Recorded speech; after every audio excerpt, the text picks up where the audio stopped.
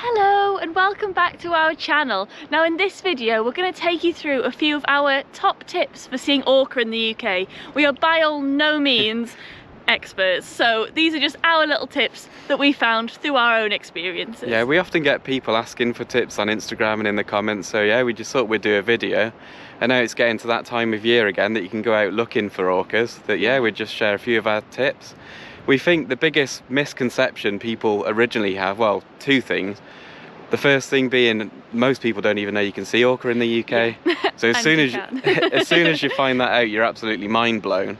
And then yeah, the second biggest misconception we feel is people think you need to be offshore, like on boats and really far out to sea. But the truth is, the best orca encounters we've ever had has been like a couple of meters from the beach. Yeah, exactly. They're places that you can get to really accessible, really easily, and yeah, it just takes a bit of time more than anything, but you can see them very well from land. Especially with certain pods as well, because there are pods that will just prey on marine mammals, so porpoises and seals, so they come in really close just to see where all the seals are hauled out. And obviously that makes it easy work for you, because you can be standing looking at a rock full of seals and then you got some big orcas going past trying to eat them. Yeah.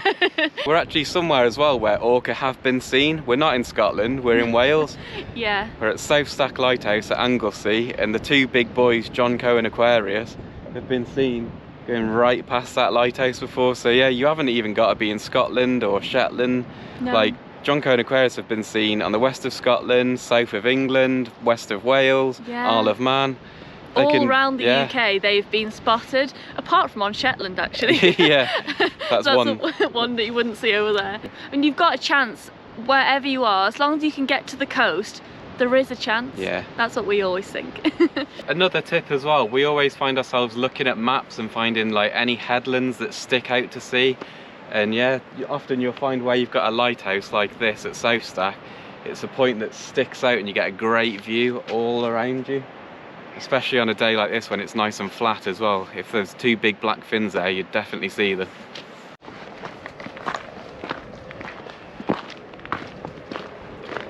So the summer is a fantastic time to see orca in the UK, mostly because you've got longer daylight hours and the weather conditions tend to be better, although if you've seen them in Scotland, that's not always the case. We've had some pretty rough weather even in the summer, but you still have got a chance of seeing them no matter what time of year. And as you can see, the sea is completely flat.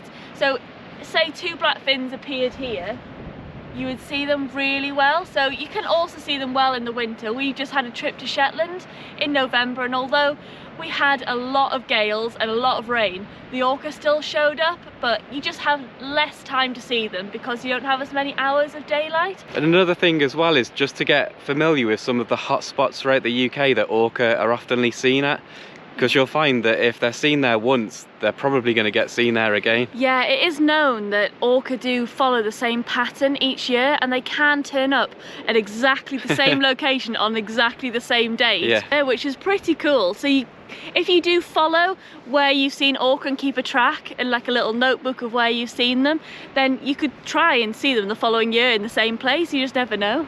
Yeah, this past year we kept track of John Cohen Aquarius's exact sightings throughout the year. We've made a bar chart and we've managed to see what months they're popping up the most and whereabout they've been popping up. Yeah. And yeah, you can kind of think, oh, when's a good time to go and see these guys? And yeah, give yourself a bit more of a chance. Obviously they're wild animals, they could be completely somewhere different, but yeah, they just pop up somewhere one day and somewhere completely different the next. We have got a rough idea of times of year that they like to spend in certain areas. Yeah, and you do get quite a good idea of what they like to do in their behaviour, so you can kind of predict where they might turn up next, which I think is part of seeing orca in the UK, really, is predicting where they're going to be next, so you can get ahead. And we've been at the same location 3 times now, and we've seen John Cohen Aquarius at that same location, so just goes to show they do follow the same paths. Yeah. So the biggest thing to do really to increase your chances of seeing orca in the UK is just spending as much time as possible outside looking. Just being by the coast, you're automatically going to increase your chances tenfold. So just keep trying to get out as much as you can, and you do know that the one day that you don't go out will be the day that they'll be seen, so that just gives you a bit of motivation just to keep going out. That's what keeps us going, because we just feel like we need to be out as much as possible. Ooh. And try and see, yeah, hopefully try and see some orca. Yeah, we've just come for just a day out today, and as soon as we arrived we saw a pod of porpoises, so yeah, you just never know what you're going to see really, and that's the great thing about it. You could be anywhere along the coast and any of these animals can pop up. Well, exactly, and just completely when you're unexpecting it, so yeah. Just spend as much time outside as you can. Always looking out to sea. Always looking out to sea. So we mentioned earlier about them feeding on seals and porpoises and things. That's another one of the main things to consider. If you find their food, then you'll eventually find them. So try and find out where like bays of seals are, and bays where porpoises like to mill around and forage, and yeah, shoals of fish, anything like that.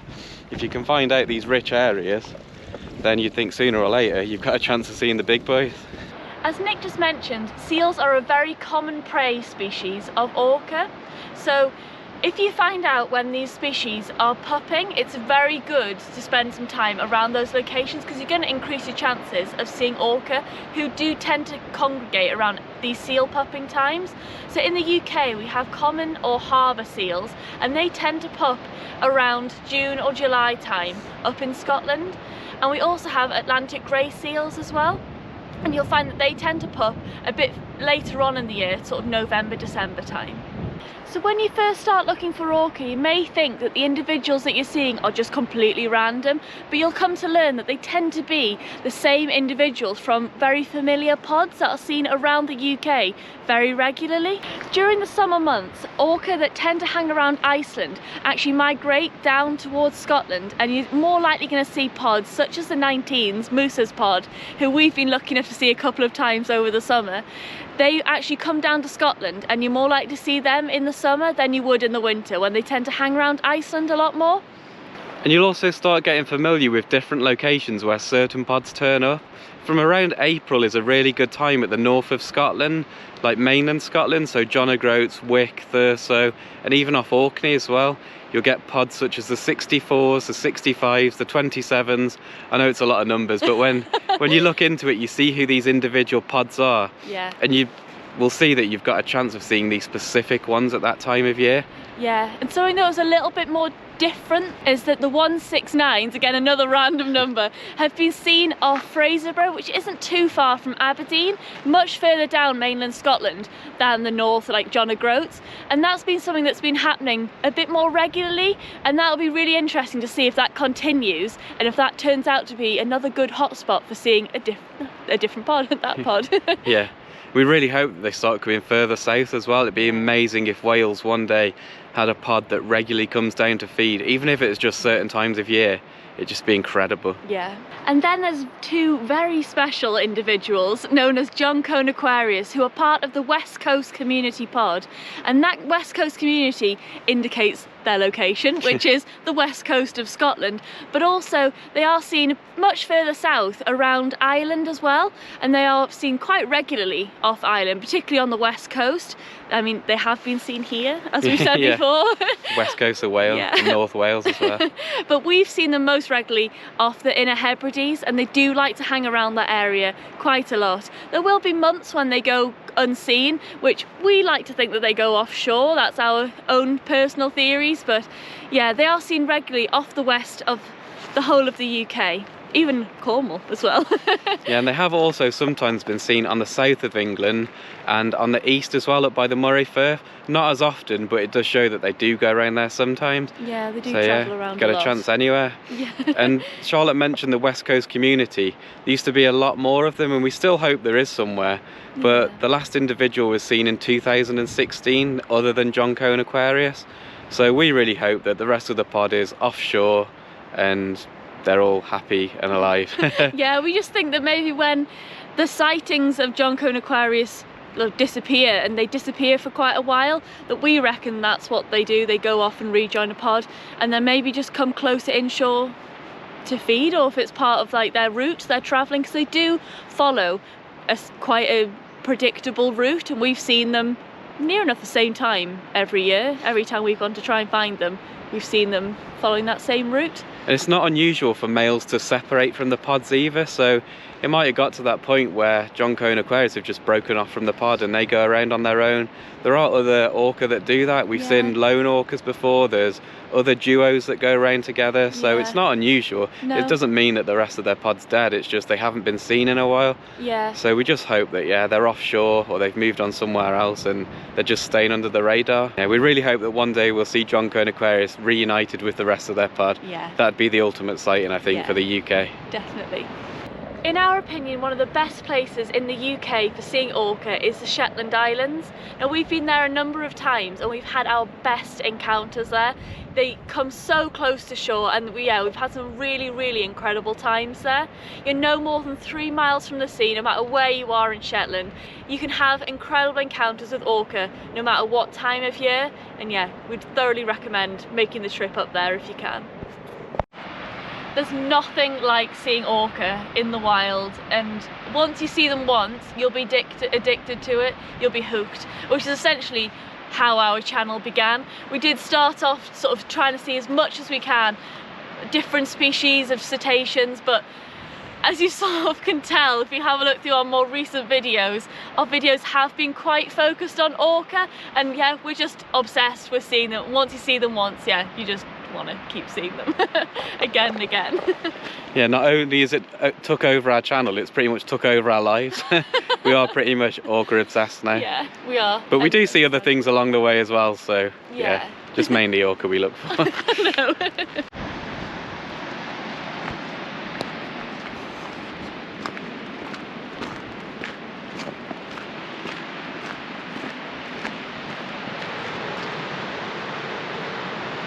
As well as headlands and lighthouses, we couldn't recommend anything more than just going out for a coastal walk, especially along cliffs like this. You've got really good vantage points, and you can literally see for miles.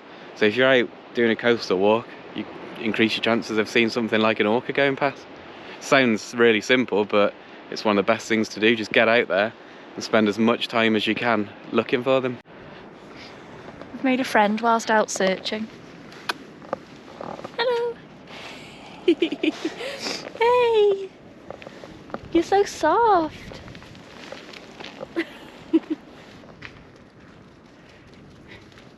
Hey. Hi. We tend to make a lot of random dog friends when we're in Wales. I know. Some of them come on long walks with us. Hi. Oh, she's so lovely. And when you're out searching for orca, always make sure that you're careful on cliffs. Not like Charlotte. Unlike me.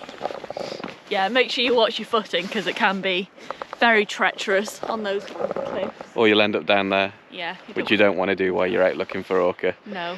To be fair to Charlotte, that's one of the best times she's ever got down a little. I actually thought that was quite graceful and dignified for me.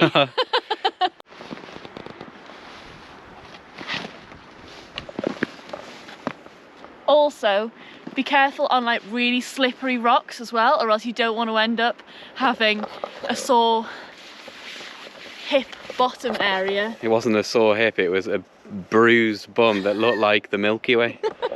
That happened chasing orca. Yeah, you don't want to slip because it can be really dangerous. Just be careful and wear some decent shoes as well. Probably unlike ours.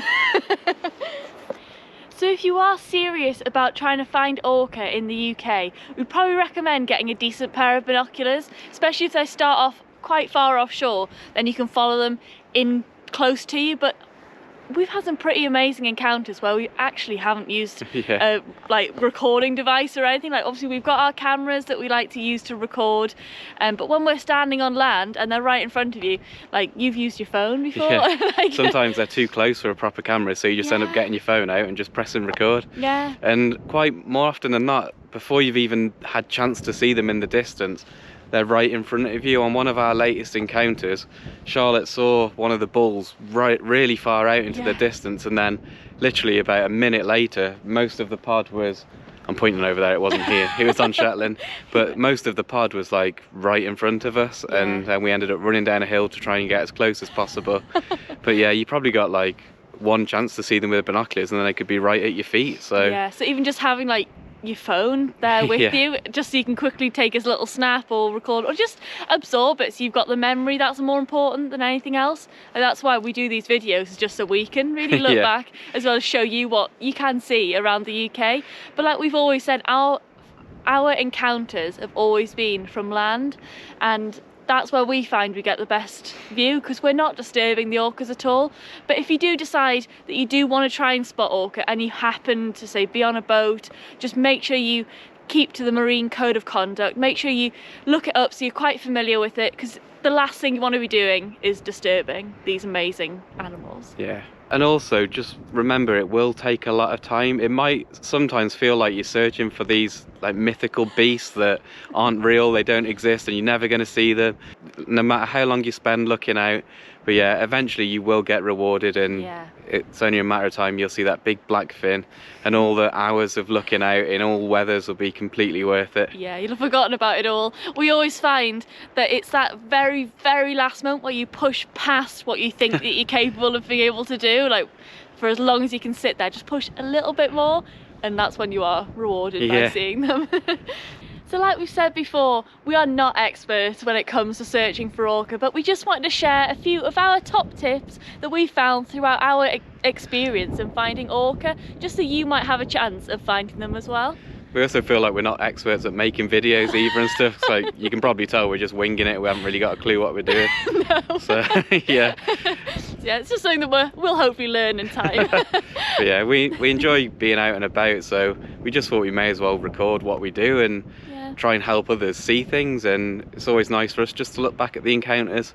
Yeah, so if you've had some amazing encounters as well, please share them in the comments, because we'd love to hear about them and have a chat to you about them as well. But we'll leave you now with just some of our best bits of our orca sightings from the past year.